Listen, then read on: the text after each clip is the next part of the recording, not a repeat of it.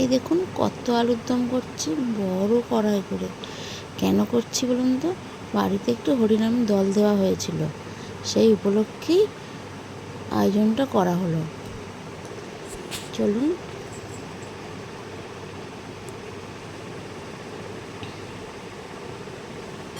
এই দেখুন সবাই চলে এসেছে, আমার ছেলে সবাইকে মালা পরিয়ে দিচ্ছে, আর এটা একটা দিদি